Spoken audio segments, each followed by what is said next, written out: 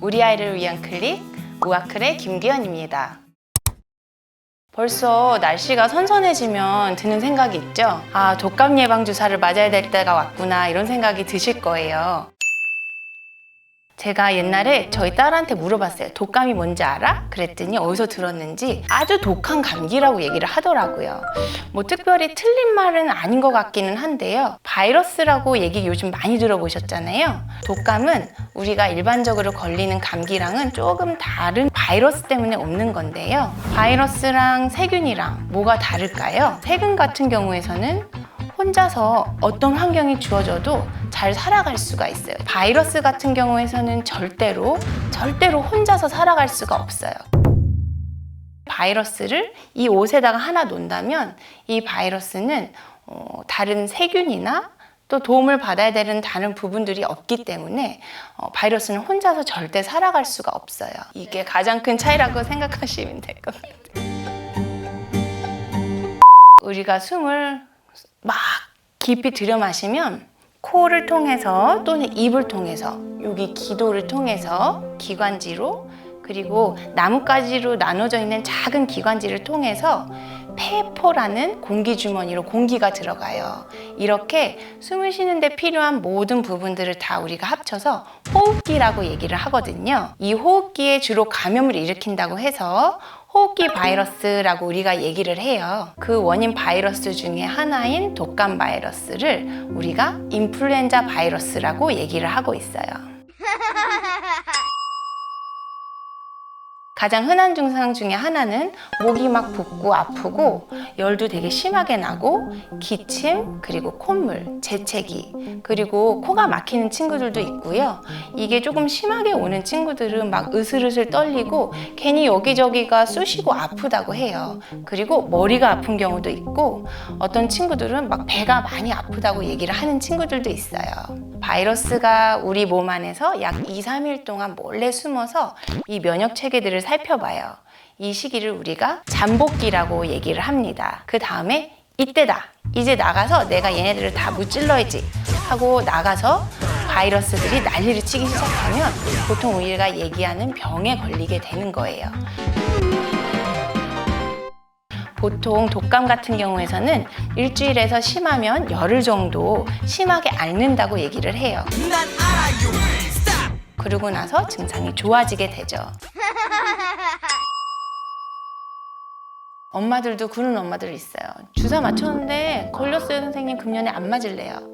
근데 왜 그럴까요? 많은 이유가 있어요. 우리가 독감 주사를 맞았다고 해서 모든 사람들한테 100% 효과가 있지는 않아요. 예를 들면 주사를 맞을 때 좀 컨디션이 안 좋았다든지 아니면 여러 가지 면역 체계에 어떤 문제가 또는 독감 주사를 맞고 최소 2주 정도 지나서야 몸에서 항체라고 하는 군인 세포들을 빵빵하게 만들어내기 시작하는데요. 이 독감을 주사를 맞고 약 2주 안에 우리 몸에서 면역 작용을 통해서 군인들을 길러내는 시간 동안에 독감이 걸렸다면 그때도 걸릴 수가 있고요. 금년에는 반드시 예방주사, 특히 독감 예방주사 맞는 것을 권해드려요. 왜 그러냐 하면 독감을 예방을 하고 또 걸린다 하더라도 주사를 맞은 경우에서는 증상 자체가 안 걸린 사람이 걸리는 거에 비해서 굉장히 경하기 때문에 코로나19 때문에 발생할 수 있는 많은 위험성들을 함께 줄일 수가 있어요. 독감 예방주사가 코로나19를 예방한다는 말은 아니고요. 다만 독감이나 코로나에 굉장히 흔한 증상이 열이 나는 거잖아요. 그래서 열이 나고 아플 확률을 줄여줌으로써 우리가 코로나19 시대에 생길 수 있는 많은 위험들을 감소시킨다는 거죠. 늦게 맞을수록 좋은 건가요? 아니면 빨리 맞을수록 좋은 건가요? 그래서 이런 정보를 얻을 수 있는 사이트가 있어요. 오늘 제가 가르쳐 드릴게요. 질병관리청에서 관리를 하고 있는 예방접종 도우미 사이트예요. 저 같은 경우에서는 어플을 받아서 관리를 하고 있습니다. 반드시 예방접종 도우미 사이트에 가셔서 어린이 인플루엔자를 찾으시고 사시는 동네를 검색하셔서 어떤 병원에서 무료로 접종을 해주는지 보실 수가 있어요.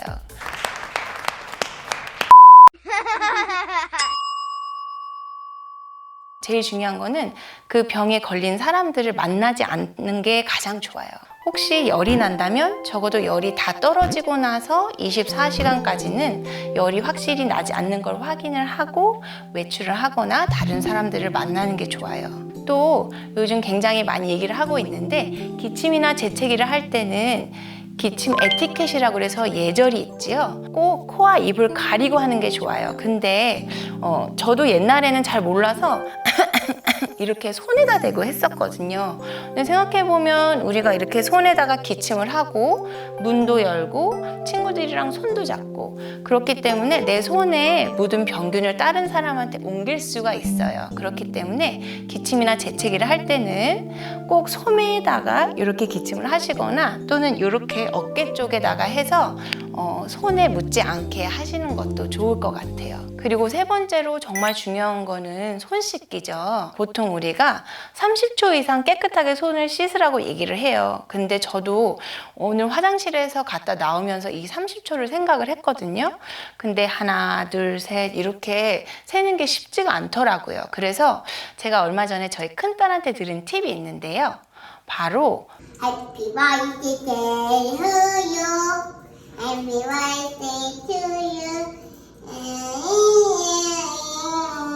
Happy birthday to you. 생일 축하합니다. 생일 축하합니다. 사랑하는 정로 생일 축하합니다.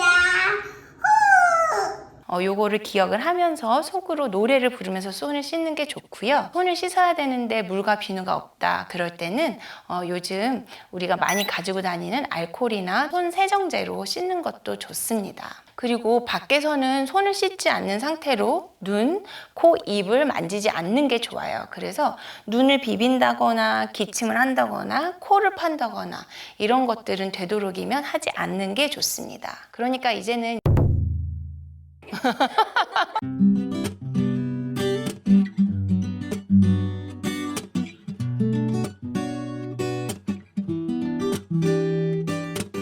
제가 주사 구해서 여기서 무료 시술